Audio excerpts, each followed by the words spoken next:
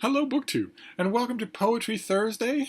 This is a tradition honored in the breach on this channel where some booktubers read a bit of poetry on Thursday to try and up its profile here in our little corner of the platform.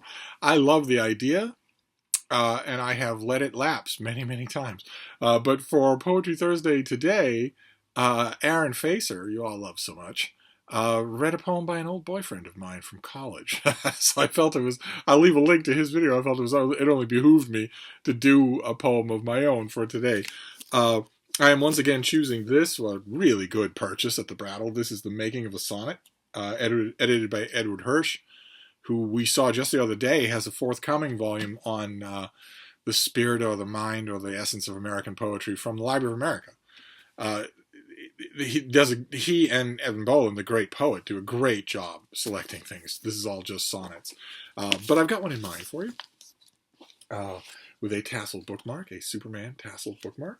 This is by Edna St. Vincent Millay, one of my favorite poets, and this is What Lips My Lips Have Kissed, and Where, and Why. What lips my lips have kissed, and where, and why, I have forgotten, and what arms have lain under my head till morning. But the rain is full of ghosts tonight that tap and sigh upon the glass and listen for reply, and in my heart there stirs a quiet pain for unremembered lads that not again will turn to me at midnight with a cry. Thus in the winter stands the lonely tree, nor knows what birds have vanished one by one, yet knows its boughs more silent than before. I cannot say what loves have come and gone. I only know that summer sang in me a little while, that in me sings no more. So there's Edna spreading some Christmas cheer. I won't elaborate on it much since it's so bloody depressing, but it does raise a point that that someone as young as Aaron Facer is probably not going to know, which is that you can reach a point, you can reach an age where you feel losses, but no longer clearly remember their occasion, which is going to strike a lot of young people as absolutely horrifying, and yet it's true. And yet it's true.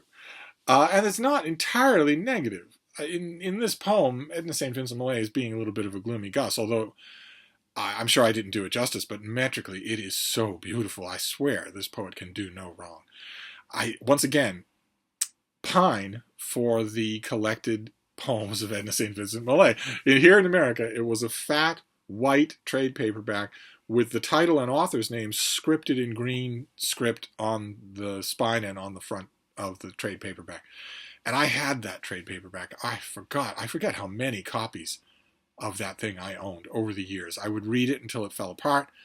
I'd tape it together and try to say now is not the time, and then it would finally fall apart, and I would go to the bookstore and get another one. And it seemed to me, honestly, like that edition, that trade paperback of that collected poetry volume would just be at bookstores forever, and yet now it's gone. The new one, if there were one, would probably be really, really ugly. So I'm just waiting for the Brattle to provide. But I go back to this poet all the time. She's all over a lot of anthologies that I have. And I strongly, strongly recommend her. She is incredible.